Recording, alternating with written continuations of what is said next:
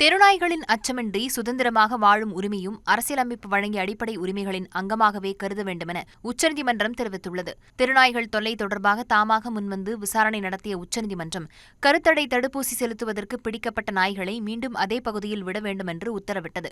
அதே சமயம் மருத்துவமனை, பேருந்து நிலையங்கள், பள்ளிகள் போன்ற பொது இடங்களில் பிடிக்கப்படும் தெருநாய்களை மீண்டும் அதே இடத்தில் விடுவிக்கக்கூடாது என்றும் தெளிவுபடுத்தியிருந்தது.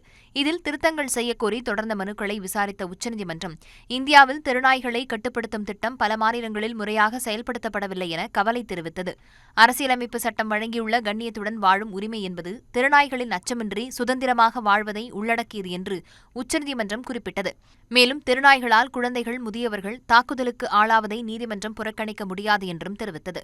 தெருநாய்களின் பெருக்கத்தை கட்டுப்படுத்தும் கருத்தடை தடுப்பூசி செலுத்தும் பணிகளை அனைத்து மாநிலங்களும் முறையாக பின்பற்ற வேண்டுமென உச்சநீதிமன்றம் அறிவுறுத்தியுள்ளது.